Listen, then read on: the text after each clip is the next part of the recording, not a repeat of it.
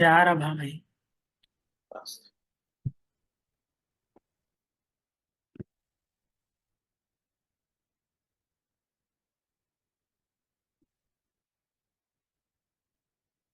श्री गुरुभ्यो नमः। श्री शंकराचार्य नवावतारं विश्वेश्वरं गुरुं प्रणम्य वेदांत शास्त्र श्रवणालसानां बोधाय कुर्वे कमप्रयत्नम्।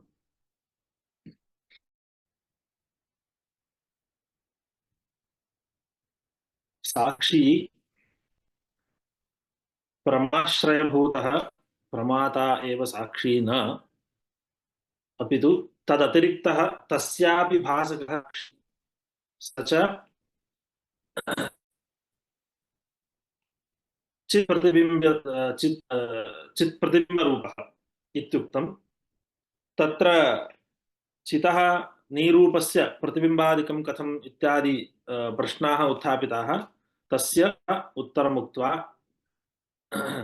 अन्ते सालोकस्य आकाशस्यैव साक्षाद्ग्रहणं, किन्तु जलादिषु प्रतिबिम्बस्थले केवलस्यैव आकाशस्य प्रतिबिम्बो भवति इत्यतः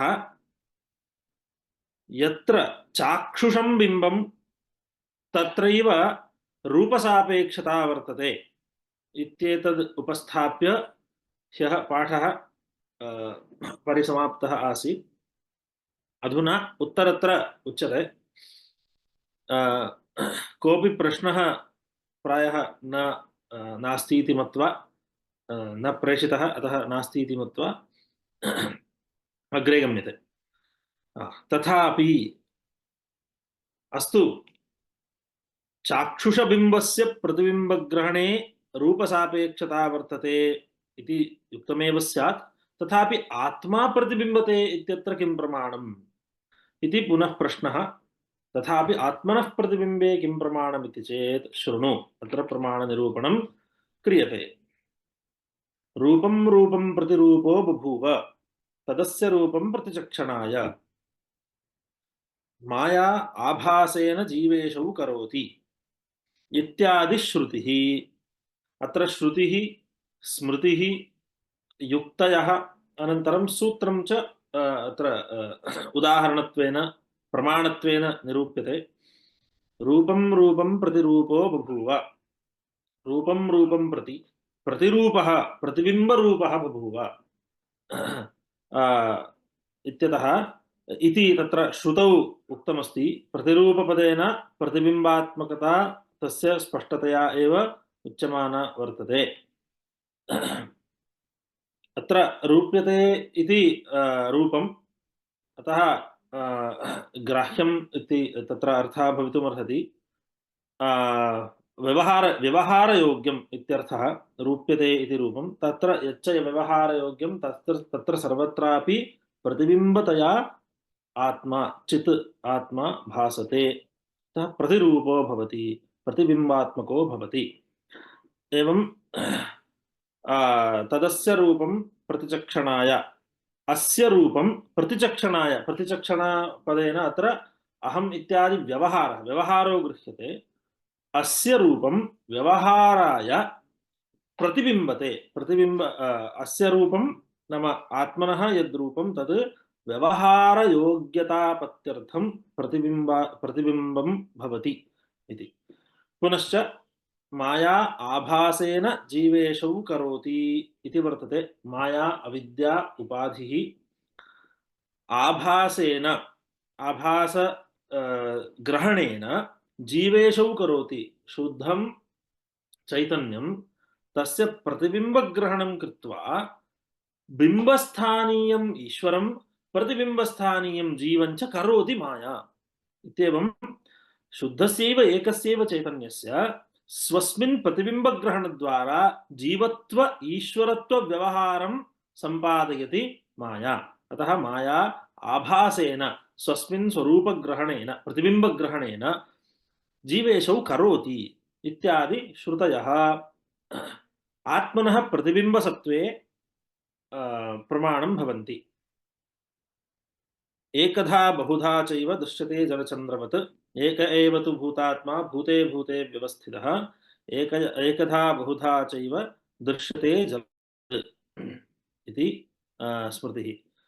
एकधा बहुधा चैव दृश्यते जलचन्द्रवत्। बिम्बत्वेन एकः, प्रतिबिम्बेषु बहुषु जलपात्रेषु प्रतिबिम्बमानः एकः, तत्र प्रतिबिम्ब किम् एकः बिम्बात्मकः बहुषु उपाधिषु प्रतिबिम्बमानः अनेकः चन्द्रः यथा उपलब्धुं शक्यते तद्वत् जलगतचन्द्रवत् आत्मा अपि बहुधा भवति। जलगतचन्द्रवत् इति दृष्टान्तदर्शनेन ज्ञायते। अत्र आत्मनः अपि प्रतिबिम्बः विवक्षितः। पुनः स एष इह प्रविष्टः आनखाग्रेभ्यः। स एकः, एकः एषः आत्मा, इह, इह इत्यनेन अत्र अन्तःकरणं गृह्यते। इह प्रविष्टः, यद् अन्तःकरणम् आनखाग्रेभ्यः सर्वस्यापि व्यापकं द्योतकं च भवति। अन्तःकरणवृत्तयः एव सर्वत्र तत्तद्विषयदेशं गत्वा विषयान् भासयन्ति इति तु अस्माभिः अस्मिन् शास्त्रे गृह्यते।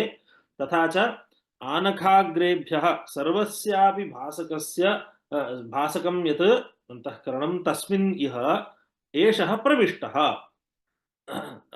कुतः इत्युक्ते तस्य तेषां भासनार्थमेव, भासनम् अपि अनेनैव भवति इत्यपि सिद्ध्यति।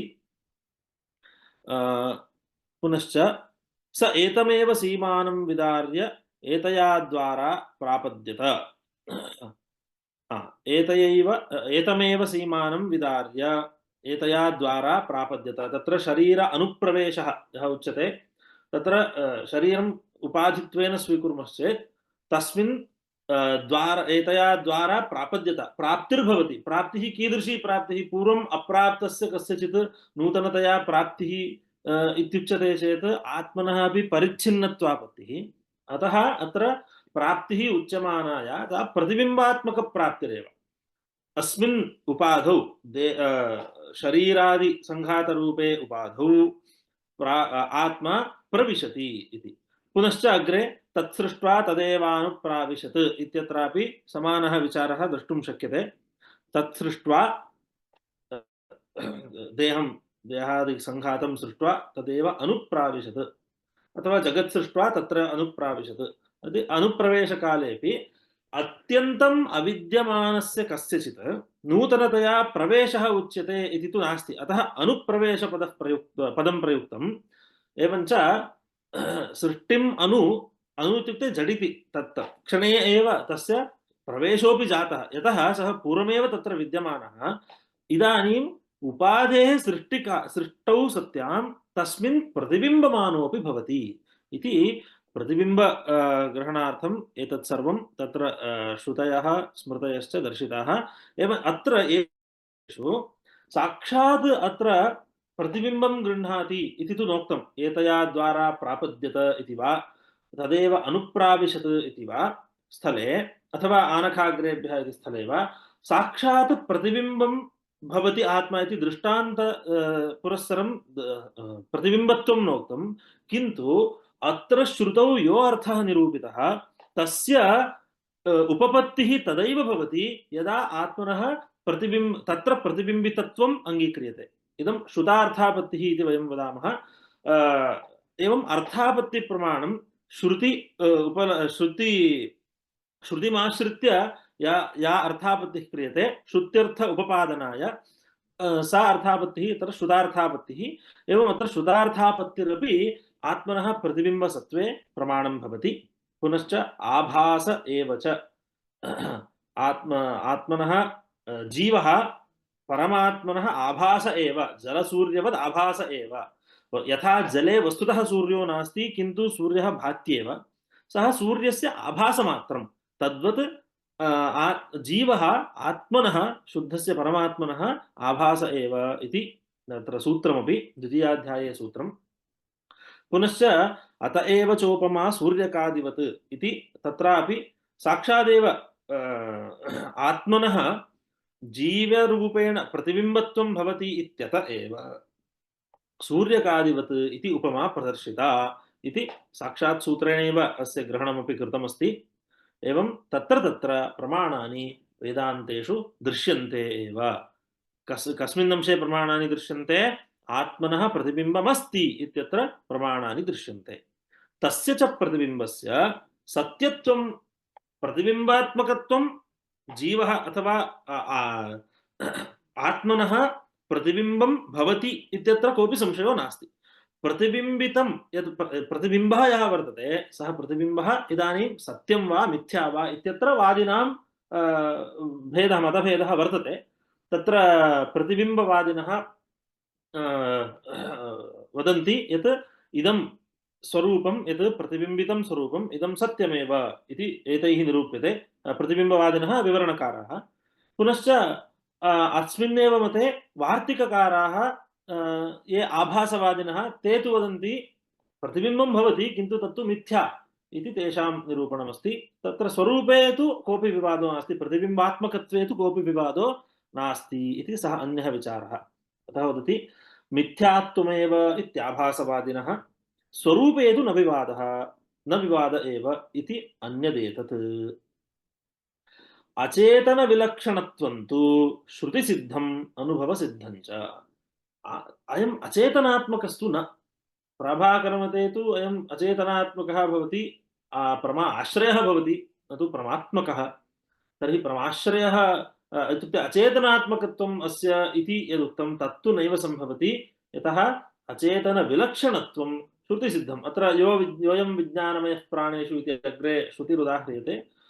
तादृशश्रुतिभिः अनन्तरम् अनुभवः अपि वर्तते, अहं जानामि इति अथवा अहं ज्ञाता इत्याद्यनुभवाः सन्ति। अतः अनुभवः अपि अत्र अहं चेतनः इत्येव अनुभवः स्यात्। तादृश अनुभवद्वारा आत्मनः अचेतन विलक्षणत्वं तु सिद्धमेव। तस्मात् इत्युक्ते चित् प्रतिबिम्बे प्रमाणमस्ति इति सिद्धत्वात्। तस्मात् इत्यस्य चितः प्रतिबिम्बं भवति इत्यत्र प्रमाणस्य सिद्धत्वात् सिद्धम् अन्तःकरणस्य प्रतिबिम्बाध्यासद्वारा प्रमातृत्वम्। अन्तःकरणं यद् प्रमादिरूपेण वृत्तिरूपेण परिणामं प्राप्नोति तस्यैव चिदध्यासद्वारा प्रमातृत्वम् इति सिद्धं। तर्हि प्रमा यस्मिन् जायते, प्रमात्मक अन्तःकरणवृत्तिः अन्तःकरणे जायते, तर्हि अन्तःकरणस्य प्रमातृत्वं भवति। अन्तःकरणस्य केवलस्य इति न, अन्तःकरणस्य चिदध्यस्तस्य चैतन्यात्मकेन आत्मना परस्पराध्यासः यस्य वर्तते तादृशम् अन्तःकरणं प्रमातृ भवति। अतः अन्तःकरणस्य प्रमातृत्वम् इति सिद्धम्। इदं सर्वं तदा वक्तुं शक्यते यदा अध्यासः उपपद्यते, किन्तु अध्यास एव नोपपद्यते इति यद्युच्यते तर्हि एतद् निरूपणं न सम्भवति। अतः अग्रे पृच्छति ननु अध्यासोऽपि नोपपद्यते। भोः, आत्मनः प्रतिबिम्बं न भवति इति तावदेव न, तद् भवति इति भवता कथञ्चित् निरूप्यते, किन्तु अध्यास एव न भवति अत्र इति स्थितिः। अतः अध्यासोऽपि नोपपद्यते। कथं? तस्य अत्र विशदतया निरूपणं क्रियते पूर्वपक्षिणा, कुतः अध्यासो न सम्भवति इति। तदुत्तरं सिद्धान्तपक्षः भवति। आदौ कुतः अध्यासः नोपपद्यते इति पूर्वपक्षः उच्यमानः अस्ति इदानीं। तथा हि विवरणम्। आत्मनि वा अनात्मा अध्यस्यते, अनात्मनि वा आत्मा। भोः, आत्मनि अनात्माध्यासो वा अनात्मनि आत्माध्यासो वा? अध्यासः एकस्मिन् अपरस्य अध्यासः वक्तव्यः। कस्मिन् कस्य अध्यासः उच्यते? आत्मनि अनात्मनः अध्यासो वा अनात्मनि आत्मनः वा? न आद्यः। आद्यः आत्मनि अनात्मनः अध्यासः। आत्मनि अनात्मा अध्यस्यते इति तु न सम्भवति। तस्य निस्सामान्य विशेषत्वेन सर्वदा भासमानत्वेन सादृश्यादिरहितत्वेन च अधिष्ठानत्व असम्भवात्।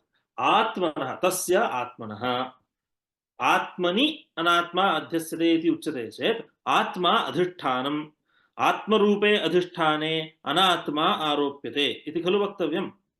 किन्तु आत्मा कीदृशः? आत्मनि सामान्य विशेषांश भेदः नास्ति। तत् किम् इति वदामि। शुक्तिस्थले शुक्तौ अधिष्ठाने रजतम् आरोप्यते, किन्तु तत्र शुक्तौ इदन्त्वं शुक्तित्वम् इति अंशद्वयमस्ति। इदन्त्वम् इति सामान्यांशः, शुक्तित्वं विशेषांशः। तादृशस्थले विशेषांशस्य दोषादिवशाद् अग्रहणे सति सामान्यांशस्य ग्रहणे च सति अध्यासः आरोपः संभवति। तर्हि सामान्यांशज्ञानम् अध्यासकारणम् इति तु वयं श्रुतवन्तः, इदं ज्ञायते। तर्हि सामान्यांशग्रहणे सति विशेषांश अग्रहणे सति च यस्य यः आरोपः उच्यते सः अस्मिन् स्थले वक्तुं न शक्यते। अधिष्ठानत्वेन गृह्यमाणे आत्मनि सामान्य विशेष भेदो नास्ति। तर्हि सामान्यांशग्रहणं जातम् इति कथं वक्तुं शक्यते? अतः निस्सामान्य आत्मनः, तस्य आत्मनः निस्सामान्य विशेषत्वेन सामान्य विशेषरूपेण भेदो नास्ति इति कृत्वा एकः विचारः। पुनश्च सर्वदा भासमानत्वेन आत्मा सर्वदा भाति। यदा दोषवशेन शुक्तिः सम्यक् न भाति, इयं शुक्तिः इति ज्ञानं नास्ति, तदा खलु तत्र रजतारोपः क्रियते। शुक्तिः इत्येव भाति चेत् पुनः रजतारोपः न सम्भवति। अतः भासमाने पदार्थे आरोपो न सम्भवति। आत्मा च सर्वदा भासमानः, स्वयं प्रकाशः। अतः आत्मनि सर्वदा भासमानत्वादपि आरोपो न सम्भवति। पुनश्च सादृश्यग्रहणमपि स्यात्। सादृश्यं गृह्यते इति कृत्वा शुक्तावेव रजतस्य आरोपः, न तु शिलादिषु। अतः सादृश्यग्रहणमपि अपेक्षितम्। आत्मनि अनात्मनः किं सादृश्यम्? अतः सादृश्यादिरहितत्वेन आदिपदेन दोषः स्वीक्रियताम्। रहितत्वेन च अधिष्ठानत्व असम्भवात्। आत्मा अध्यासस्य यस्य कस्याप्यध्यासस्य अधिष्ठानमेव न सम्भवति। अतः आत्मनि अनात्माध्यासो न भवति। अस्तु, तर्हि आत्मनि अनात्माध्यासः मास्तु, अनात्मनि आत्मनः अध्यासः क्रियताम्। यः कोऽपि अध्यासः अपेक्षितः खलु। भवतु, अनात्मनि आत्मा अध्यस्यते इति भवतु इति चेत् नापि द्वितीयः। कुतः? अनात्मनि आत्माध्यासः वक्तव्यश्चेत् अनात्मा अत्र अधिष्ठानं स्यात्, किन्तु सर्वत्रापि अधिष्ठान सत्यत्वम् अपेक्षितम्। आरोपस्थले अधिष्ठान सत्यत्वम् अपेक्षितम्, किन्तु प्रकृते अनात्मा मिथ्या। अतः तस्य अनात्मनः मिथ्यात्व अभ्युपगमात् नापि द्वितीयः पक्षः स्वीकर्तुं शक्यते। मिथ्यावस्तुनः अस्तु भवतु, मिथ्यावस्तु एव अधिष्ठानं भवतु। किमर्थम् अधिष्ठान सत्यत्व नियमः? अधिष्ठानं सत्यं सत्यपदार्थ एव भवेदिति कुतः? अधिष्ठानं मिथ्यावस्तु भवतु इति वक्तुं न शक्यते। मिथ्यावस्तुनः अधिष्ठानत्वे शून्यवाद प्रसंगः। अत्र मिथ्यावस्तु अधिष्ठानम् इति स्वीक्रियते चेत् पुनः तस्य मिथ्यात्वात् तस्य आरोपः वक्तव्यः। तद् कुत्र इति वक्तव्यम्। पुनश्च तस्य अधिष्ठानमपि मिथ्या इत्येव वक्तव्यम्। तस्य पुनः आश्रयः अधिष्ठानं तस्य मिथ्यात्वम् इत्येवमपि स्यात्। अथवा मिथ्यावस्तु अधिष्ठानम् इति यदि उच्यते तर्हि अत्र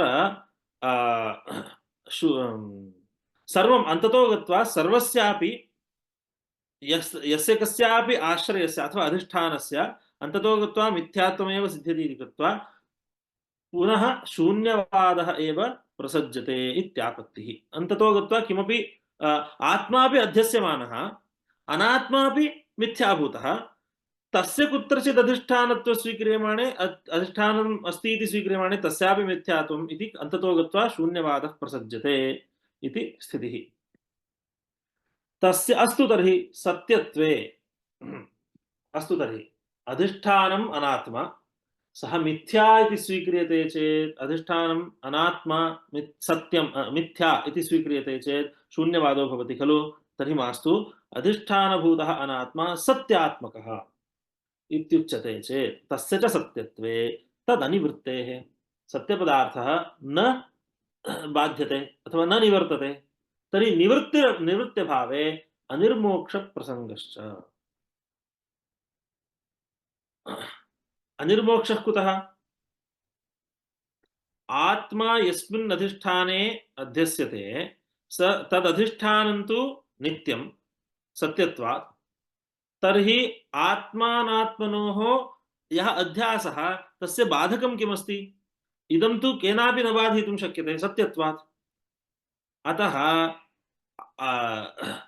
अधिष्ठानभूत अनात्मनः अधिष्ठानत्वं सत्यत्वं च स्वीक्रियते चेत् कदापि मोक्ष एव न स्यात् इत्यापत्तिः। अतः अनिर्मोक्ष प्रसंगः। यतः केनापि तस्य निवृत्तिः निरूपयितुं न शक्यते। केनापि अधुना तस्य मिथ्यात्वं स्वीकृत्य ज्ञानेन निवृत्तिः उच्यमाना वर्तते। प्रकृते यदि सत्यत्वं स्वीक्रियते तर्हि केन तन्निवर्तेत? कालत्रयेपि सत्त्वात्। अतः बन्धनस्य अनिवृत्तेः मोक्षो न सम्भवति निर्मोक्ष प्रसंगाच्च। न हि सत्यं क्वचिन् निवर्तते निवर्त्यमानं वा ज्ञानेन। सत्यपदार्थः कुत्रापि निवर्तते इति अस्माभिर्न दृष्टम्। सत्यपदार्थः निवर्तते वा न निवर्तते इति उच्यते। किन्तु तत्र मध्ये एकः प्रश्नः स्यात्। नास्ति भोः, तत्र घटः सत्यपदार्थः खलु, दण्डेन घात्यमाने घटः अवशिष्यते वा? घटः निवर्तते। तद्वत् सत्यपदार्थस्य निवृत्तिरस्ति इत्युच्यते चेत् सत्यं तादृशनिवृत्तिः भवद्भिरुच्येत, किन्तु ज्ञानेन निवृत्तिः वक्तुं नैव शक्यते। ज्ञानेन सत्यपदार्थस्य निवृत्तिः बाधो वा यत्किञ्चित् वक्तुं नैव शक्यते। अतः न हि सत्यं क्वचिन् निवर्तते, यदि कदाचित् निवर्तते तदपि ज्ञानेन तु नैव निवर्तते, अन्येन दण्डादिना केनचित् निवर्तेत। अतः अत्र किं भवति?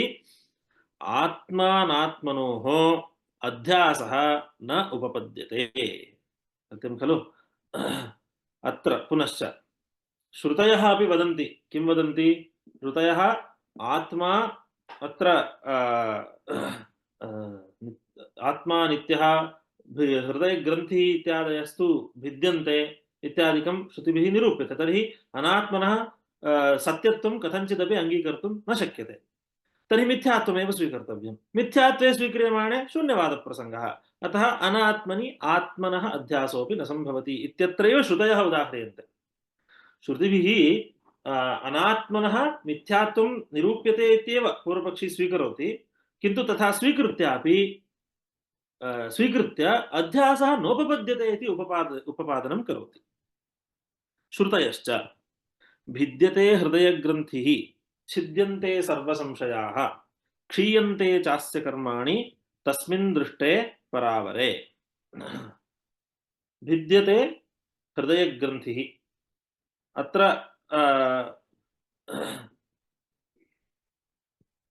हृदयम् अत्र अहंकार चित्तादात्म्याध्यासः ग्रन्थिः इति स्वीक्रियते। हृदयस्य ग्रन्थिः इति अर्थः अहंकार चित्तादात्म्याध्यासः हृदयं, तस्य ग्रन्थिः कारणं हृदयग्रन्थिः। अत्र अज्ञानं हृदयग्रन्थिपदेन अज्ञानम् इत्यर्थः लभ्यते तदानीं। तर्हि हृदयग्रन्थिः अज्ञानं भिद्यते, छिद्यन्ते सर्वसंशयाः। अज्ञाने निवर्त्यमाने तत्प्रयुक्तानां सकलानां नाशो भवति इति कृत्वा अत्र आत्मा कर्ता वा अकर्ता वा, आत्मा भोक्ता वा अभोक्ता वा, आत्मा प्रमाता वा प्रमातर्भिन्नः वा इत्यादयः ये संशयाः ते सर्वेपि निवर्तन्ते। अतः उच्यते छिद्यन्ते सर्वसंशयाः। क्षीयन्ते चास्य कर्माणि तस्मिन् दृष्टे परावरे। तस्मिन् परावरे आत्मनि परमात्मनि दृष्टे सति परः ईश्वरः, जीवापेक्षया परः ईश्वरः, परोऽपि अवरः यस्मात् सः शुद्धः परमात्मा, परावरः शुद्धः परमात्मा। तस्मिन् परमात्मनि परावरे परमात्मनि दृष्टे प्रत्यक्ष अपरोक्षतः अनुभूते सति अस्य सर्वाणि कर्माणि क्षीयन्ते। कर्माणि अनुभवेन क्षीयन्ते। प्रारब्धं कर्म तु अनुभवेन क्षीयते। तर्हि अत्र कर्मपदेन सञ्चितकर्माणि स्वीकर्तव्यानि। एवञ्च दर्शनेन क्षीयमाणानि कर्माणि सञ्चितकर्माणि इति सिद्धम्। पुनश्च तमेव विदित्वा अतिमृत्युम् एति। तं परमात्मानं शुद्धम् आत्मानं विदित्वा एव, विदित्वा ज्ञात्वा एव। तर्हि ज्ञानस्यैव अतिमृत्युता कारणत्वम् उच्यते। यः जानाति स एव अतिमृत्युम् एति। मृत्यु शृङ्खलाम् अतीत्य मोक्षं प्राप्नोति इत्यर्थः लभ्यते। जननमरणादि शृङ्खलया मोक्षं प्राप्नोति। नान्यः पन्था विद्यते अयनाय। अयमेव एकः पन्थाः, अन्यः मार्गो नास्ति।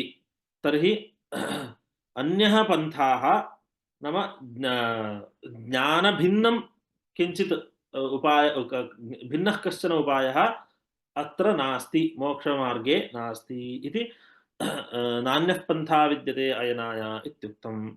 पुनश्च तरति शोकमात्मवित्। आत्मवेदनं यस्य वर्तते, आत्मज्ञानं यस्य वर्तते, सः शोकं तरति। शोकः संसारः, संसारं तरति। तस्य कारणम् अविद्या इति अस्माभिः श्रुतार्थापत्या कल्प्यते। एताः श्रुतयः ज्ञानात् सर्वसंसारनिवृत्तिं दर्शयन्त्यः। एताः साक्षात् मिथ्या मिथ्या इति तु न वदन्ति, किन्तु सर्वसंसारनिवृत्तिः भवति ज्ञानेन भवति इति दर्शयन्ति। अत्र पूर्वमुक्तं खलु ज्ञानेन सत्यपदार्थः न निवर्तते इति, किन्तु एताः श्रुतयस्तु वदन्ति ज्ञानेनैव सकलः संसारः निवर्तते इति। तर्हि ज्ञाननिवर्त्यत्वम् एतैः स्पष्टतया अवगम्यते। ज्ञाननिवर्त्यत्वं च अत्र ज्ञाननिवर्त्यत्वकथनेन श्रुतयः अनात्मपदार्थानां मिथ्यात्वं सूचयन्ति। अतः अग्रे योजनीयं तस्य च दर्शयन्त्यः तस्य च मिथ्यात्वं। तस्य च इत्युक्ते अनात्मपदार्थस्य। इदानीं न द्वितीयः नापि द्वितीयः इति पक्षः अनुवर्तमानः अस्ति। नापि द्वितीयः इत्यत्र अनात्मपदार्थः आत्माध्यासस्य अधिष्ठानम् इति स्वीकृतमस्ति। तस्य इत्यनेन अधिष्ठानत्वेन गृहीतः यः अनात्मा तस्य मिथ्यात्वम् एताः श्रुतयः सूचयन्ति। कथं सूचयन्ति? सर्वसंसारस्यापि ज्ञानेन निवृत्तिं दर्शयन्त्यः सूचयन्ति। पुनश्च अन्याः श्रुतयः एकमेव अद्वितीयम्। एकमेव एवकारः कथितः, एवञ्च एकम् एव अद्वितीयम् इति एवकारकथनेन अन्यत् द्वितीयं किमपि नास्ति। कालतः वा देशतः वा वस्तुतः वा एतद्भिन्नम् आत्म सद्भिन्नं किञ्चिदपि नास्ति इति तत्र छान्दोग्ये उक्तम् एकमेव अद्वितीयम् इति। पुनश्च अतः अन्यदार्तम्, अतोऽन्यदार्तम्। अतः परमात्मनः अथवा आत्मनः अन्यत् आत्मभिन्नत्वेन यच्च यावच्च गृह्यते तत्सर्वम् आर्तम्। आर्तं बाधितम् इत्यर्थः। अतः अन्यत् सर्वं परमात्मभिन्नं सर्वं बाधितं। न इह नानास्ति किञ्चन, नेह नानास्ति किञ्चन, इह नाना किञ्चन नास्ति। आत्मनि नाना इति किमपि नास्ति इति अत्र आत्मा इति यः गृह्यमाणः वर्तते तत्र तदतिरिक्तं यच्च यावच्च भवतु तद् किमपि नास्ति इत्येव अत्र। नेह नानास्ति किञ्चन, किमपि अतिरिक्तं नाना नास्ति इति विचारः। पुनश्च अथात आदेशो नेति नेति इत्यपि वर्तते। अतः अत्र अतः आदेशः नेति नेति। अत्र एतद्भिन्नं किमपि न इदम् आत्मा वा न शरीरमात्मा वा न इति इन्द्रियमात्मा वा न मनः अन्तःकरणादिकम् आत्मा वा न इत्येवं नेति नेति इति रूपेण आदेशः उपदेशोऽपि वर्तते। इदम् आत्मा न, इदम् आत्मा न, इदम् आत्मा यच्च यावच्च अस्माभिः बुद्ध्या विषयीक्रियमाणम् अन्तःकरणवृत्तिद्वारा विषयीक्रियमाणं तत्किमपि आत्मा न इति रूपेण आदेशोऽपि वर्तते उपदेशः। एवञ्च एताः श्रुतयः साक्षादेव मिथ्यात्वं प्रतिपादयन्ति। पूर्वत्र उक्ताः श्रुतयः जगतः सकलस्य संसारस्य ज्ञानेन निवृत्तिं दर्शयन्त्यः मिथ्यात्वं सूचयन्ति, साक्षात् मिथ्यात्वं न वदन्ति। अत्र तु एताः श्रुतयः साक्षादेव मिथ्यात्वं प्रतिपादयन्ति इति श्रुतिषु अपि ईषद्भेदः प्रदर्शितः। पुनश्च दृश्यत्वेन शुक्तिरजतादिवत् मिथ्यात्व अनुगमाच्च। दृश्यत्वं हेतुकृत्य शुक्तिरजतादिकं दृष्टान्तत्वेन स्वीकृत्य मिथ्यात्वञ्च अनात्मवस्तुनः अनुमातुं शक्यते। मिथ्यात्वानुमानं प्रसिद्धं मिथ्यात्वानुमानं च वर्तते। ब्रह्मभिन्नं असद्भिन्नं सर्वं यच्च यावच्च भासमानं तत्सर्वं मिथ्या। कुतः? दृश्यत्वात्। मिथ्यात्वं नाम किम् इत्यादि विचाराः मधुसूदन सरस्वतिभिः अद्वैतसिद्धौ अत्यन्तं विशदतया निरूपिताः। अत्र एतावदेव उच्यते, दृश्यत्वं हेतुकृत्य शुक्तिरजतादयः यथा दृश्यत्वात् मिथ्यापदार्थाः एवं प्रपञ्चोऽपि दृश्यः स च मिथ्या। अतः अनात्मा मिथ्या एव। अनात्मा मिथ्या चेत् सः अधिष्ठानं भवति चेत् तस्मिन् आत्माध्यासः इति वक्तुम् उच्यते चेत् इदम् अयुक्तम्। अतः अध्यासः नोपपद्यते इत्यत्र पर्यवसानं भवति। अयं पूर्वपक्षः, तोपि चलति। एवं दृश्यत्वेन शुक्तिरजतादिवत् मिथ्यात्व अनुमानाच्च। पुनः आत्माध्यस्ततया एव अनात्मनि सिद्धे तत्र आत्माध्यासः, अनात्माध्यासेन च आत्मनः दोषसादृश्यादिसम्भवात् तत्र च अनात्माध्यासः इति आत्माश्रयादिदोषप्रसङ्गाच्च। अपरः अपि दोषः उच्यते इदानीम्। अत्र किम् अस्तु, आत्मा अनात्मा मिथ्या इति श्रुत्यादिभिः निरूप्यते, सत्यं। तत्र काश्चन श्रुतयः मिथ्या इति सूचयन्ति, काश्चन श्रुतयः मिथ्या इति साक्षादेव निरूपयन्ति, तत्सर्वं सम्यक्। किन्तु आत्माध्यस्ततया एव अनात्मनि सिद्धे, अनात्मा इदानीं परस्पराध्यासः भवति इति स्वीकुर्मः। तत्र आत्मा अनात्मा आत्माध्यस्ततया एव सिद्ध्यति। आत्मा आत्मन्यध्यस्तः अयम् इति रूपेणैव अनात्मा सिद्ध्यति। तत्र तादृशे अनात्मनि आत्माध्यासः। एवं न आत्मा यस्मिन् अध्यस्तः तादृशः अनात्मा, तादृशे रूपेणैव तस्य स्वरूपसिद्धिर्भवति इति भवतु। एवं सिद्धे अनात्मनि आत्माध्यासः एवमुच्यते चेत् नाम अस्य कोऽर्थः? अनात्मा मिथ्या भवतु नाम, अनात्मपदार्थः मिथ्या भवतु नाम, किन्तु यः मिथ्याभूतः अनात्मा सः भासमानः इत्युक्ते सिद्धः, भासमानो वर्तते। सः भासमानः कथं भासमानः? आत्मा अस्मिन् अध्यस्तः इति रूपेणैव भासमानः। सः यदा यदा भासते तदा सर्वदा तस्मिन् आत्मा अध्यस्तः इति रूपेणैव भासः। तदा तादृशे अनात्मनि आत्माध्यासः। अत्र एवमुच्यते चेत् अग्रे किञ्चित् अन्यदपि अस्ति, पश्यामः। अनात्माध्यासेन च आत्मनः दोषसादृश्यादिसम्भवात् तत्र च अनात्माध्यासः। एवं आत्मा अनात्मनि अध्यस्तः, आत्मा अनात्मनि अध्यस्तः इति कृत्वा तस्मिन् दोषः सादृश्यम् इत्यादिकं सिद्ध्यति।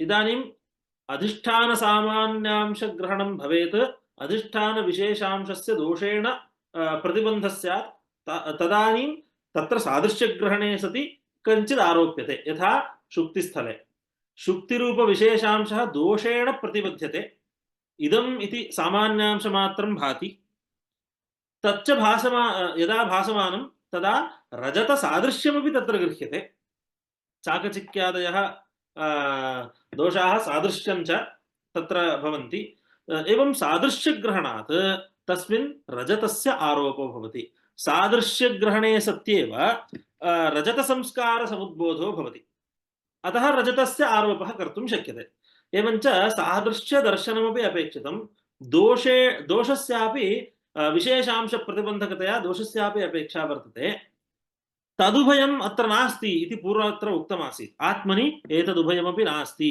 आत्मनः निस्सामान्यविशेषत्वात् इति पूर्वम् उक्तं तत्र वदति इदं सिद्धान्तपक्षतः इति आरोपितं तत्र पूर्वपक्षिणा एव एवं सिद्धान्तस्य अनुवादं कृत्वा उच्यते अनात्माध्यासेन अनात्मनि आत्मा अध्यस्तः खलु तस्मात् अनात्माध्यासेन च आत्मनः दोषसादृश्यादि सम्भवात् तस्माद् आत्मनि दोषः सादृश्यञ्च प्राप्तमिदानीम् अतः तत्र च अनात्माध्यासः यतः दोषः सादृश्यञ्च प्राप्तम् अतः इदानीम् आत्मनि अनात्माध्यासः अनात्मा कथं प्राप्तः स्वस्मिन् आत्माध्यास पुरस्सरमेव अनात्मा उपलभ्यते तादृशे अनात्मनि आत्माध्यासः तादृश अनात्मनि आत्मनः अध्यस्तत्वात् आत्मनि दोषसादृश्यादि प्राप्तिः तस्मात् दोषसादृश्यादेः लब्धत्वात् आत्मनि पुनरपि अनात्माध्यासः इति आत्माश्रय दोषप्रसङ्गः अत्र कः क्लेशः इत्युक्ते एवमुच्यमाने सति आत्माश्रयादिदोषः इति उच्यते अत्र आत्माश्रयः अन्योन्याश्रयः चक्रकं सर्वे दोषाः सम्भवन्ति इति अत्र अधः निरूप्यते ब्रह्मानन्दस्वामिभिः निरूप्यते अनात्मव्यक्तयः इदानीं तत्र स्वस्य उत्पत्तौ अथवा स्वस्य अध्यासे सति स्वस्य अध्यासे स्वयं दोषो भवति इति उच्यते चेत् इदानीं द्वितीयपक्षः कथम् उक्तः अनात्मनि आत्मा अध्यस्तः अनात्मनि आत्मा अध्यस्तः इति कृत्वा आत्मनि दोषः सादृश्यञ्च प्राप्तम् कोऽयं दोषः आत्मनि अनात्माध्यासवशात् दोषः सादृश्यञ्च प्राप्तम् इत्युक्तं खलु कोऽयं दोषः इत्युक्ते यस्मिन् अनात्मनि अध्यासो जातः स एव दोषः इति वक्तव्यम् स एव दोषश्चेत् तस्यैव अनात्मनः आत्मनि पुनरारोपे स एव दोषः कारणम् इति उच्यते चेत् स्वस्य आरोपे स्वयमेव कारणम् इति स्यात् स्वयमेव दोषविधया कारणं स्वयमेव दोषः भूत्वा स्वस्य आरोपे कारणं भवति इत्युच्यते चेत् आत्माश्रयदोषः स्वारोपे स्वस्यैव कारणत्वम् अस्तु तर्हि अनात्मव्यक्तिद्वयमस्ति एकः अनात्मा अपरस्य आरोपे कारणं भवति दोषो भवति सः अस्य आरोपे दोषो भवति इत्येवम् उच्यते चेत् अन्योन्याश्रयदोषः एतस्य आरोपे तस्य अपेक्षा तस्य आरोपे एतस्य अपेक्षा इत्येवम् अस्तु तर्हि अस्य आरोपे प्रथमस्य आरोपे अथवा द्वितीयस्य आरोपे प्रथमस्य दोषविधया कारणत्वं तर्हि प्रथमस्य आरोपे अन्यस्य प्रथमद्वितीयभिन्नस्य तृतीयस्य कारणत्वं तर्हि तस्य आरोपे द्वितीयस्य कारणत्वम् एवम् उच्यते चेत् पुनः चक्रकदोषः प्रथमं प्रति तृतीयं कारणं तृतीयं प्रति द्वितीयं द्वितीयं प्रति प्रथमम् एवं चक्रकदोषः भवति एवम् आदिपदेन एते सर्वे दोषाः भवन्ति अथवा अनेके पदार्थाः इत्युच्यमाने तु अनवस्थादोषः एकस्य अपरं कारणं तस्यापरं तस्यापरं तस्यापरम् इत्येवम् अनवस्थादोषो वा स्यात् अतः आत्मनः अनात्मनि अध्यासवशात् दोषसादृश्यादि प्राप्तिर्भवति अतः आत्मनि अनात्मारोपः कर्तुं शक्यते इति उच्यते चेत् आत्माश्रयो वा अन्योन्याश्रयो वा यः कोऽपि दोषः सम्भवत्येव। अतः अपि अध्यासः न सम्भवति। एतेन एतावता निरूपणेन आत्मा आत्मानात्म अध्यासस्य अविद्यात्मकत्वात् न विकल्पावसरः इत्यपास्तम्। अत्र वस्तुतः मध्ये एकः इदमुच्यते, एकः विचारः, आत्मानात्मनोरध्यासः अविद्यारूपः, अविद्या तादात्म्यापन्नः इति कृत्वा तत्र दोषाः न भवन्ति। अविद्या एव एकः दोषः, अतः तदतिरिक्तदोषस्य अनपेक्षणात् अत्र अध्यासः उपपद्यते इति यद्युच्यते तदपि अपास्तं भवति। कुतः? स्वप्रकाशात्मनि अविद्यायाः अपि अनुपपत्तेः। यदा आत्मा स्वप्रकाशः इति स्वीक्रियते तादृशस्थले अविद्या अपि न सम्भवति। आत्मनः स्वप्रकाशत्वात् अविद्या कुतः आयाति मध्ये? अतः विद्याभावः अविद्या, तादृशी अविद्या अत्र न सम्भवति इत्यपि उक्तम्। अस्तु, इदानीम् अस्तु, भावरूपा वा अविद्या? यदि अभावरूपा विद्या तु नैव सम्भवति, तर्हि भावरूपा काचित् अविद्या अस्ति इति अपरः पक्षः। तत्र उच्यते अस्तु, काचित् अविद्या भावरूपा अस्ति वा? नाम इदानीं किं कृतम् एतैः? अनात्मनि आत्माध्यासवशात् आत्मनि दोषसादृश्य प्राप्तिर्भवति इति यदुक्तं, तत्र दोषः अयम् अनात्मा न, अपि तु अविद्या इति मूलभूतः पदार्थः। सकल अनात्म मूलकारणम् अविद्या, सा अत्र दोषः। अतः दोषान्तर अस्वीकारात् आत्माश्रयो वा अन्योन्याश्रयो वा एते दोषाः न सम्भवन्ति इति यदि उत्तरमुच्यते, तर्हि तत्र पुनः पृच्छति पूर्वपक्षी, स्वप्रकाशे आत्मनि अविद्यायाः अपि अनुपपत्तेः। अभावरूपा अविद्या तु वक्तुं नैव शक्यते। अस्तु, तर्हि भावरूपा अविद्या इति चेत् सा किम् अध्यस्ता वा अनध्यस्ता वा इति पुनर्विकल्पयति। तथा हि सापि अध्यस्ता अनध्यस्ता वा? तत्र यदि सा अध्यस्ता, तत्र आद्ये कथं न आत्माश्रयादि दोषप्रसंगः, सापि अध्यस्ता चेत् तस्य अध्यासे पुनरन्यत् कारणम् इत्यादि रूपेण पुनः एते उक्ताः दोषाः पुनरापतन्ति। अतः सा अध्यस्ता इति स्वीकर्तुं नैव शक्यते। अन्त्ये यदि अविद्या अनध्यस्ता इति स्वीक्रियते, तर्हि तस्य अनुच्छेदात् अनिर्मोक्ष प्रसंगः। अविद्यायाः अनध्यस्तत्वे सत्यत्वापत्तिः। यदि सत्या अविद्या, तर्हि तस्य निवृत्तिर्नास्ति।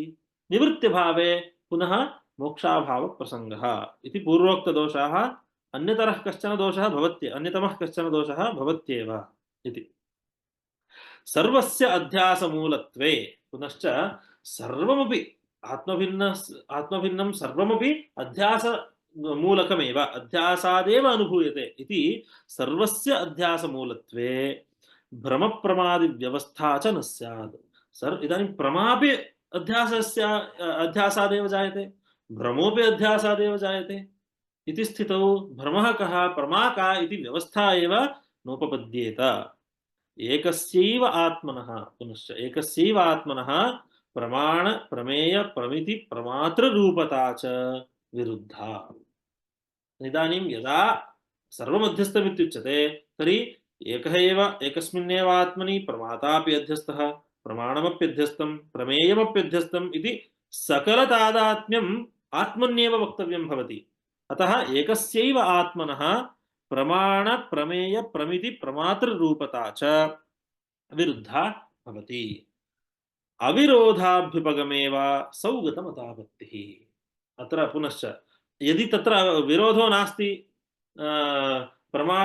प्रमाणत्वावच्छेदेन आत्मा अन्यः, प्रमातृत्वावच्छेदेन इत्युक्ते एकस्मिन्नेव आत्मनि प्रमातृत्व प्रमेय प्रमातृप्रमेयादीनां सत्त्वे कोऽपि विरोधो नास्ति इति स्वीक्रियते चेत्, सौगतमतापत्तिः अत्र विज्ञानवादिनां योगाचाराणां मते यथा स्यात् तद्वद् भवति नाम तत्र यथा निरासः तद्वदेव निरसनीयं भवति इति अर्थः इत्युक्ते तस्मिन् मते क्षणिक एकक्षणीयज्ञानं तादृशज्ञानधारा सन्ततिरेव आत्मा तदेव आलयविज्ञानम् इति पदेन उक्त्वा तस्यैव बहिः प्रवृत्तौ सत्यां प्रवृत्तिविज्ञानात्मकः प्रपञ्चः प्रमेयः इति उच्यते तथा सति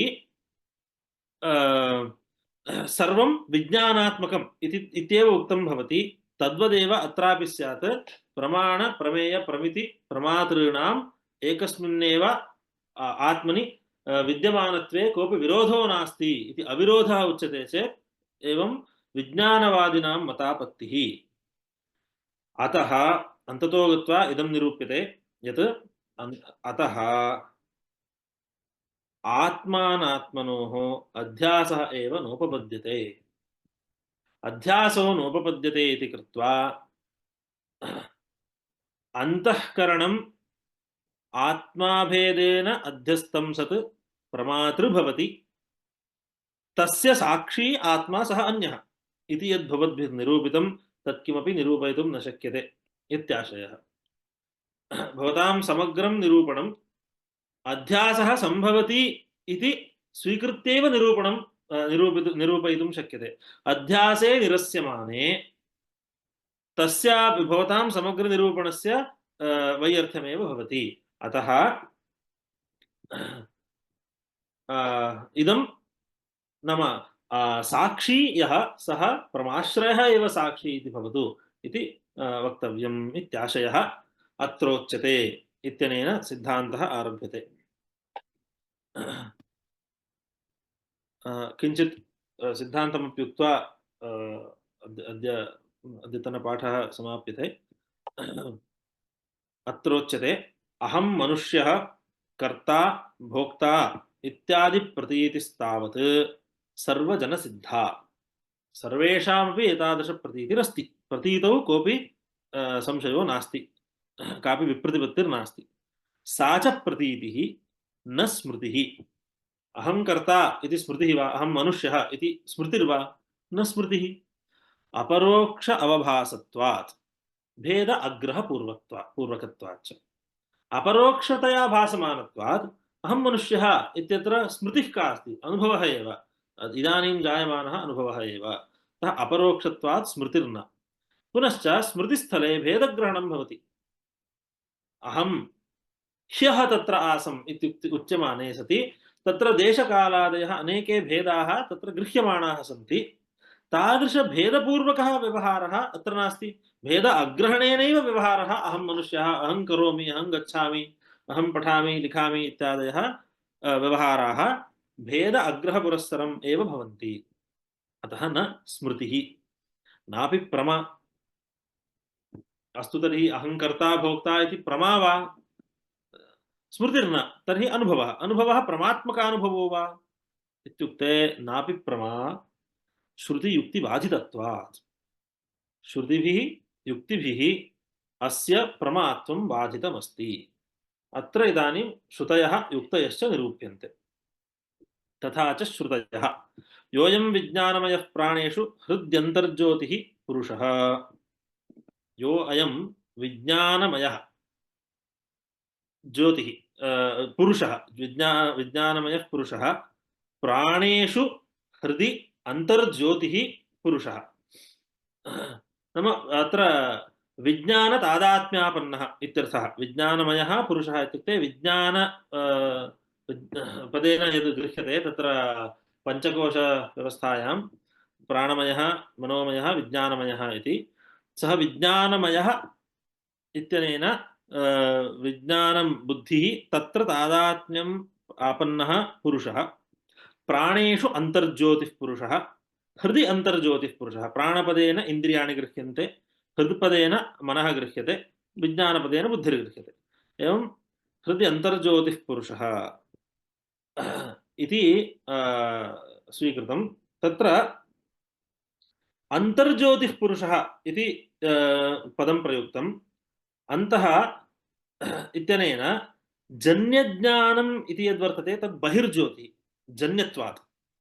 इदानीम् अन्तःकरणवृत्तयः जायन्ते, यदा जायन्ते तदानीम् अयं घटः अयं पटः इत्यादि भानं भवति। तादृशजायमानभासकं यत् तद् बहिर्ज्योतिः इति स्वीक्रियते चेत् ततो भिन्नं किञ्चित् ज्योतिः। तर्हि वृत्तिभिन्नं प्रकाशकं किमस्ति इत्युक्ते आत्मा इति वक्तव्यं। साक्षिरूपः आत्मा। वृत्तिरपि प्रकाशिका, किन्तु जन्यप्रकाशिका बहिर्भूता। ततो भिन्नं किञ्चित् प्रकाशकं ज्योतिः वक्तव्यं। तर्हि तत्तु आत्मा इति। इत्युक्ते ज्योतिःपदेन अत्र चैतन्यं गृहीतव्यं भवति। अनन्तरं अत्र पुरुषः इति पदेन अत्र ब्रह्मानन्दस्वामिभिः लिखितमस्ति, पुरुषः पूर्षु दृश्येषु अनुस्यूतः इत्यनेनापि सर्वदृश्यभिन्न चिद्रूपलाभात्। पुरुषपदेन सर्वत्र पूर्षु सर्वत्र शरीरेषु अथवा उपाधिषु इति वा अनुस्यूतः कश्चन एकः सः तस्मात् व्यावर्तमानेषु अनुवर्तमानं तत्ततो भिन्नं, व्यावर्तमानेषु अनुवर्तमानं तत्ततो भिन्नम् इति न्यायेन अत्र चिद्रूपः कश्चन अनुस्यूतः लभ्यते। स च अतः तत्र कर्तृत्वभोक्तृत्वादिकं तु न भवति। पुनश्च अयमात्मा ब्रह्म इति श्रुतिः। अयमात्मा ब्रह्म, ब्रह्म व्यापकं ब्रह्म इत्यर्थः, ब्रह्मवृद्धौ इति धातोः।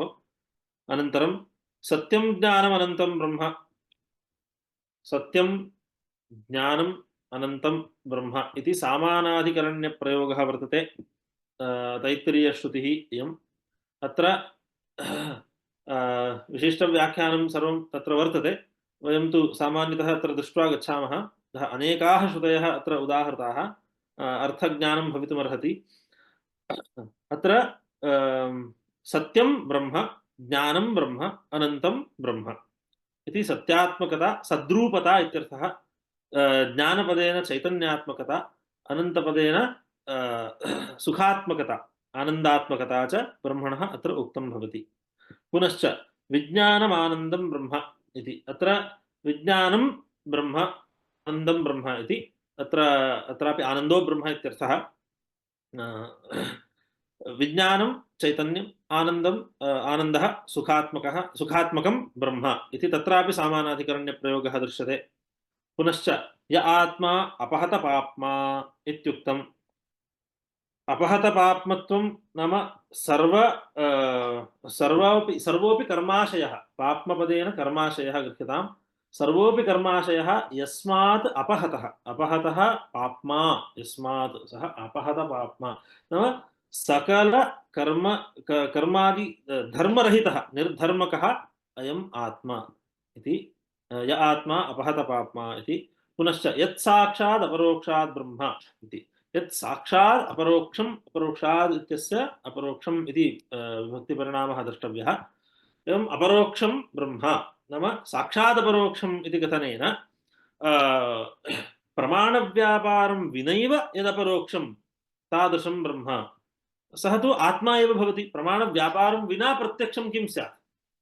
सर्वमपि स्वभिन्नं सर्वमपि येन केनचित् प्रमाणेनैव ग्राह्यं भवति। अतः स्वभिन्नं किमपि प्रमाणग्राह्यमेव। तर्हि साक्षादपरोक्षम् इत्युक्ते प्रमाणव्यापारं विना भिन्न यद् प्रत्यक्षीकर्तुं शक्यते तद् किम् आत्मा, स तु आत्मा एव। अतः तदेव ब्रह्म इति। पुनश्च य आत्मा सर्वान्तरः, सर्वान्तरः सर्वव्यापकः, अन्तः तिष्ठन् अन्यत्र सर्वम् अस्मिन् आरोपितम्, अतः सर्वस्यापि अधिष्ठानत्वेन सर्वस्मिन् व्यापको भवति इति सर्वान्तरपदेन सर्वव्यापकत्वं लब्धुं शक्यते।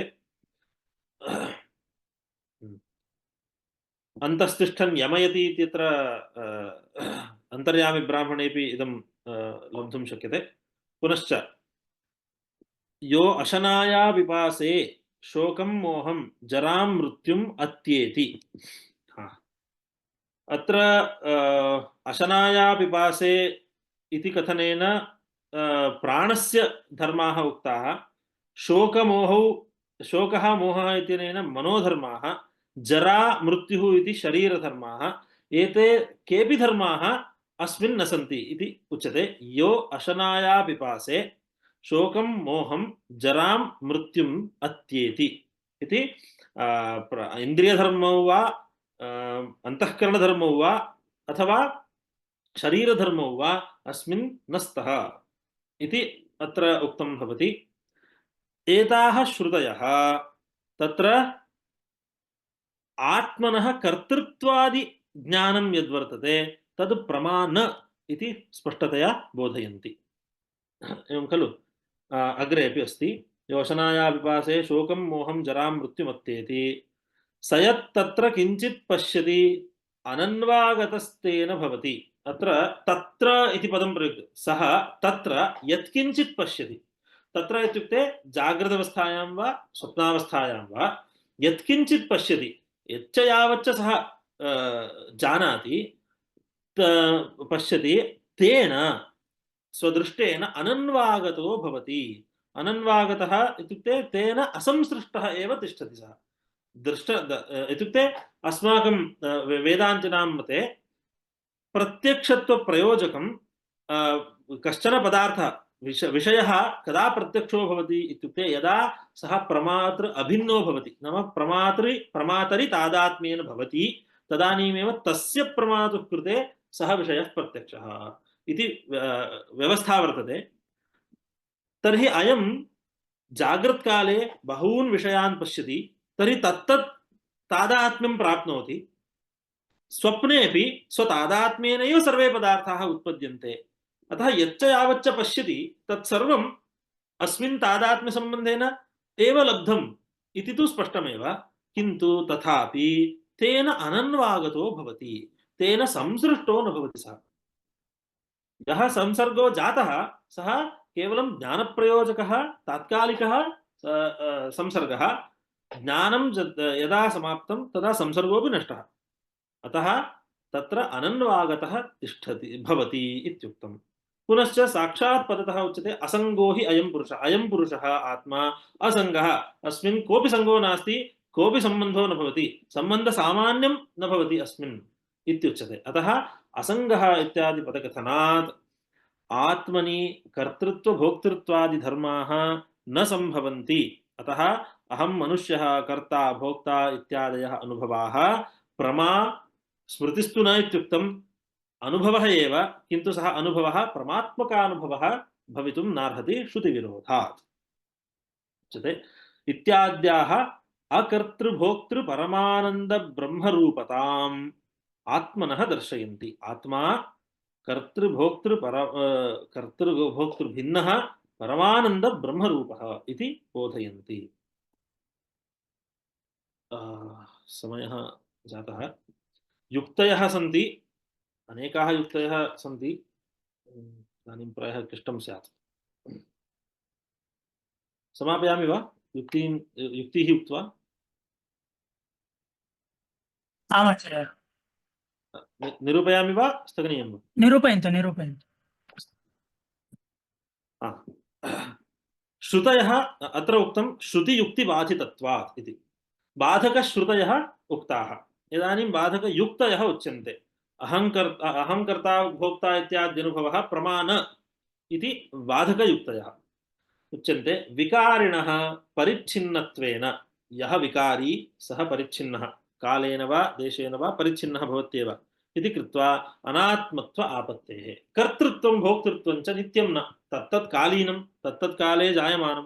तर्हि विकृतं चेत् तस्य अनात्मत्वमेव। अनात्मत्वात् आत्मधर्मः इति वक्तुं न शक्यते। पुनश्च स्वेनैव स्वस्य ग्रहणे कर्तृकर्म विरोधात्।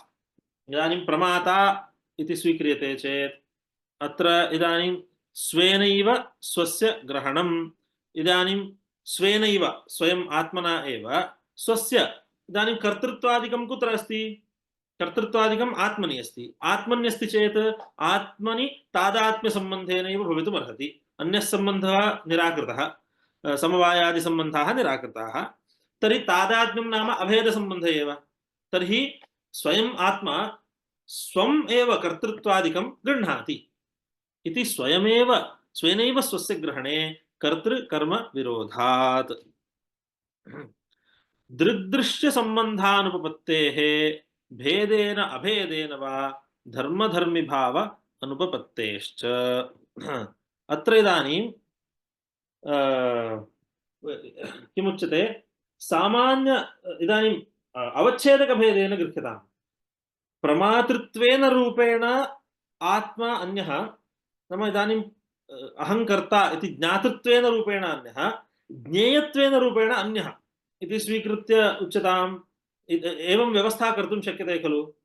घटाकाशः पटाकाशः, एकस्यैव आकाशस्य घटाकाशः पटाकाशः इति औपाधिकभेदः भवति खलु। तद्वत् आत्मन्येव कर्तृत्वं भोक्तृत्वं तज्ज्ञातृत्वम् एतत् सर्वं अवच्छेदकभेदेन भिन्नं भिन्नं भवतु इति चेत् दृग्दृश्यसम्बन्ध अनुपपत्तेः, दृग्दृश्ययोः सम्बन्धः एतादृशः भवितुं नार्हति इत्युच्यते।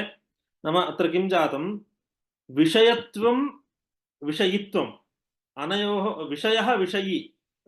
इदानीं घटम् अहं पश्यामि इत्युक्ते अहं विषयी, तत्र घटः विषयः, आवयोः तादात्म्यसम्बन्धः अपेक्षितः। पूर्वोक्तरीत्या प्रमात्रभिन्नः यदा घटः तदानीमेव अहं द्रष्टुं शक्नोमि।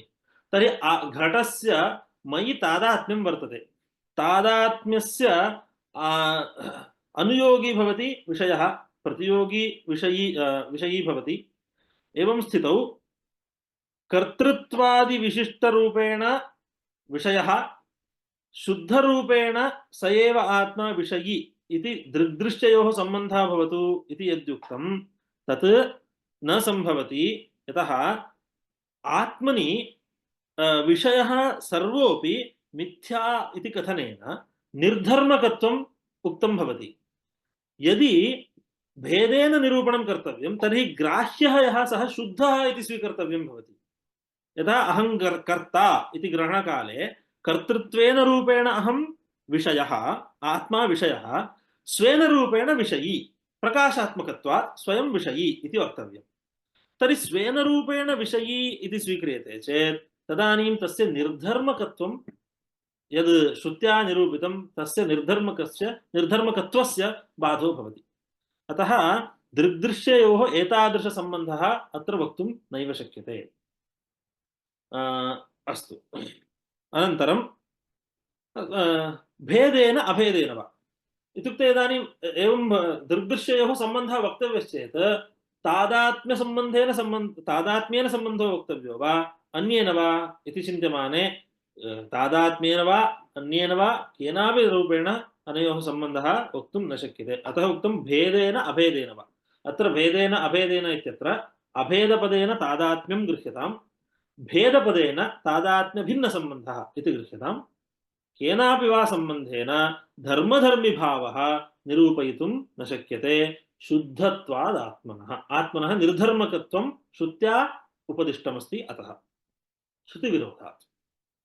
पुनः ज्ञान अनित्यत्वपक्षे तत्तद्व्यक्तिभेदध्वंसप्रागभाव समवाय ज्ञानत्व जात्यादि अभ्युपगमे गौरवात्। इदानीं जन्यानि ज्ञानानि अनेकानि सन्ति तत्र इति स्वीक्रियमाणे सति आत्मनि अहङ्कर्ता इति एकं ज्ञानं जायते। तत्र कर्तृत्वेन रूपेण विषयः, तद्भिन्नत्वेन रूपेण अहं ज्ञातृत्वेन रूपेण विषयी इति यदि गृह्यते तद् न सम्भवति इत्युक्तं। यदि गृह्यते तथापि ज्ञान अनित्यत्वपक्षे तत् स्वीक्रियते चेत् तत्तद्व्यक्तिभेदः, न ज्ञानानां भेदः, ज्ञानव्यक्तीनां भेदः वक्तव्यः। कर्तृत्वज्ञानम् अन्यत्, भोक्तृत्वज्ञानम् अन्यत्, मनुष्यत्वज्ञानम् अन्यत्, पुरुषत्वज्ञानम् अन्यत्, स्त्रीत्वज्ञानम् अन्यत्, एवं प्रत्येकं ज्ञानव्यक्तीनां भेदः, तेषां प्रागभावः, मनुष्यत्वज्ञानस्य प्रागभावः, मनुष्यत्वज्ञानध्वंसः, कर्तृत्वज्ञानप्रागभावः, ज्ञानं ध्वंसः, भोक्तृत्वज्ञानप्रागभावः, ज्ञानं ध्वंसः। एवं व्यक्तयः तत्तद्ध्वंसाः तत्तत्प्रागभावाः तेषां तेषां क्वचित् कारणे उपादानकारणे सम्बन्धः समवायसम्बन्धः समवायो वा अन्यः कोऽपि वा सम्बन्धः अनन्तरं तेषु सर्वेषु अनुगता एका जातिः ज्ञानत्वजातिः एतत् सर्वमपि अभ्युपेतव्यम् आपतति इति कल्पनायाः अत्यन्तगौरवापत्तिः अतः अत्यन्तगौरवादपि एतादृशी कल्पना अयुक्ता एकत्वाभ्युपगमे च अतिलाघवात् इदं सर्वम् अनुगतम् एकं ज्ञानं ज्ञानात्मकश्च आत्मा तावदेव इति स्वीक्रियते चेत् अत्यन्तलाघवमपि वर्तते घटज्ञानं पटज्ञानम् इति उपाधिभेदपुरस्कारेणैव ज्ञानभेदप्रतीतेः इदानीं घटज्ञानं पटज्ञानम् इति भेदः कथं निरूप्यते तर्हि एकमेव ज्ञानम् इति भवद्भिरुच्यते तर्हि घटज्ञानम् अन्यत् पटज्ञानम् अन्यत् इति व्यवहारस्य का उपपत्तिः इत्युक्ते घटज्ञानं पटज्ञानम् इति भेदस्तु घटपटयोः विषययोः भेदेनैव व्यवस्थापयितुं शक्यते ज्ञानमेकं विषयाः अन्ये इति विषयभेदेनैव निरूपयितुं शक्यते स्वतस्तु ज्ञानं ज्ञानं स्वतस्तु ज्ञानं ज्ञानम् इति एकस्वरूप अवगमात् जानामि घटं जानामि पटं जानामि मनुष्यम् अहं मनुष्यः इति जानामि इति ज्ञानं तावत् अनुवर्तते एकरूपेणैव अनुवर्तते विषयमात्रं भिद्यते अतः लोके अनुभूयमानः ज्ञानभेदः विषयभेदद्वारा एव व्यवस्थापयितुं शक्यते इति स्थितिः पुनश्च तदुत्पत्तिविनाशप्रतीत्योश्च अवश्यकल्प्य विषयसम्बन्धविषयतया अपि उपपत्तेः अस्तु ज्ञानभेदः विषयभेदेन निरूपितः किन्तु इदानीं घटज्ञानं जातं घटज्ञानं नष्टं पटज्ञानं जातं पटज्ञानं नष्टं दण्डज्ञानं जातम् इति तेषां ज्ञानानाम् उत्पत्तिः विनाशः एतत् सर्वं कथं निरूप्यते इति स्थितौ तत्र विषयसम्बन्धः वियोगः एतयोः एव अत्र ज्ञानोत्पत्तिः ज्ञानविनाशत्वेन रूपेण व्यवस्था अपि उपपादयितुं शक्यते तदुत्पत्तिविनाशप्रतीत्योः अवश्यकल्प्य अवश्यं कल्पनीयं किमस्ति विषयेण सह सम्बन्धः विषयेण सह वियोगः एतत् कल्पनीयं यदा विषयेण सह सम्बन्धो भवति तदानीं ज्ञानम् उत्पन्नं तत्र वियोगे सति ज्ञानं नष्टम् इति विषयसम्बन्धद्वारा एव अस्यापि उपपत्तिर्भवति पुनश्च उपाधिपरामर्शमन्तरेण स्वत एव घटात् घटान्तरस्य भेदप्रतीतेः अत्र अयं घटः अपरात् घटात् भिन्नः इति वक्तुम् अन्यः कश्चन उपाधिरपेक्षते वा नास्ति घटत्वमेकमेव खलु तत्रापि श्वेतघटे नीलघटे च घटत्वमेकमेव तर्हि भेदप्रतीतिः कथम् इत्युक्ते व्यक्तिभेदात् तद्वत् एकं ज्ञानं विषयभेदेन ज्ञानभेदः भवति ज्ञानोत्पत्तिः विनाशश्च विषयसंसर्गवियोगवशात् भवति इत्येवं व्यवस्था उपपद्यते तत् प्रतिबन्धिग्रह असम्भवात् एतदेवं न इत्यपि वक्तुं न शक्यते इत्युक्ते घटत्वस्य एकत्वेपि घटत्वजातिः एका चेदपि घटः घटान्तरात् भिद्यते इति ग्रहणार्थम् अन्यत् किमपि नापेक्षितं घटः एव अलं द्वौ घटौ एव श्वेतघटः नीलघटः एतमेव अलं श्वेतत्वं नीलत्वं चापि नापेक्षितम् एकः नीलघटः अपरात् नीलघटात् भिद्यते इत्यपि स्पष्टमेव ज्ञायते अतः अत्र व्यक्तिभेदेनैव भेदग्रहः इत्यत्र प्रतिबन्धी किमपि नास्ति पुनश्च आकाशकालदिशामपि नानात्वापत्तेश्च अयमपि कश्चन विषयः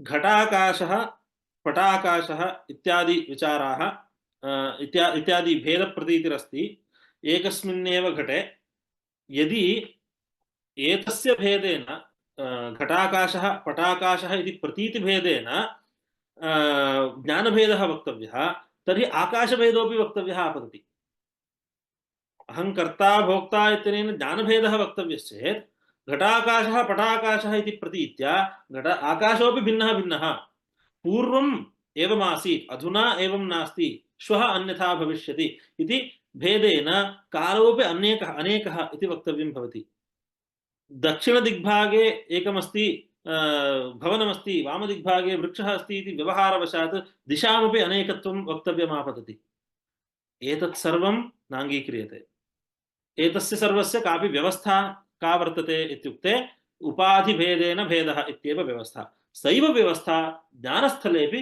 अन्वयं प्राप्तुम् अर्हति। कर्तृत्वादेः वास्तवत्वे निर्मोक्ष प्रसंग एवं इदमपि अवश्यं ज्ञायते। कर्तृत्वादिकं यदि वास्तवं स्वीक्रियते तर्हि आत्मनि विद्यमानं कर्तृत्वं तर्हि तेषां ज्ञानेन अनिवृत्तेः मोक्षो न स्यात्। अतः तेषां अवश्यं बाधितत्वं स्वीकर्तव्यमेव इति। पुनश्च प्रकाश स्वप्रकाश अनभ्युपगमे च जगदान्ध्यप्रसंगात् आत्मनः स्वप्रकाशत्वं नास्ति इत्युक्ते स्वप्रकाशः अन्यः नापेक्षितः इत्यादिकं यद् भवद्भिरुक्तं तस्य निरूपणे सति जगदेव न भासेत। कुतः? जगतः जडत्वात् भासकं किञ्चित् अपेक्षितं स च आत्मा। किन्तु आत्मापि स्वप्रकाशशून्यः इत्युच्यते चेत् केन वा जगतः भानं स्यात्। अतः जगदान्ध्यप्रसङ्गः।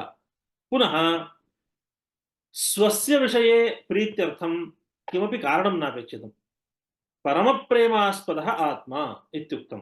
नाम अहं न भवेयम्, अहं न भवेयम् इत्यादिकं कदापि न भवति। अहं भवेयम्, अहं मम इष्टः इत्येव सर्वेषाम् अनुभवः। तादृश अनुभवार्थं किञ्चित् कारणं नापेक्षितं। कारणां विनैव स्वस्मिन् प्रेम सर्वदा तत्सर्वस्यापि वर्तते। अतः परमप्रेमास्पदः भवति आत्मा। अतः अस्य आनन्दरूपता अपि अवगम्यते। सर्वभासकत्वात् चैतन्यरूपता, परमप्रेमरूपत्वात् आनन्दरूपता च अस्य आत्मनः अवगम्यते।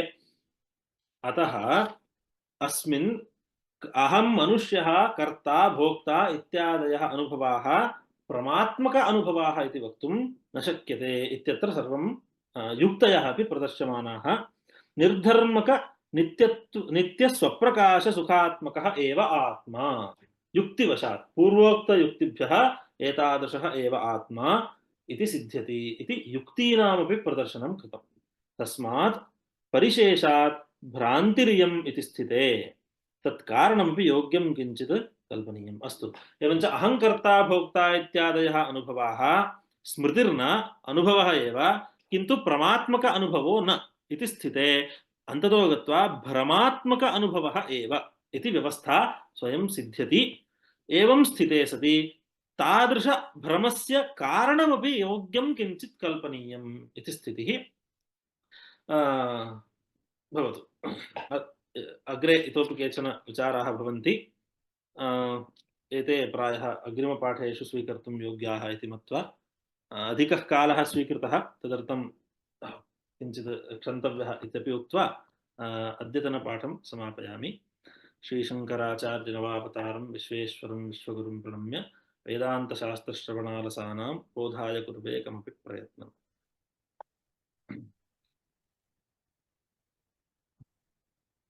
सिद्धान्तबिन्दुकक्षायां प्रथमश्लोके भागत्रयं कृतं पाठसौलभ्याय। तत्र द्वितीयं भागम् एतावत्पर्यन्तं पाठितवन्तः सन्ति अनन्तशर्माचार्याः।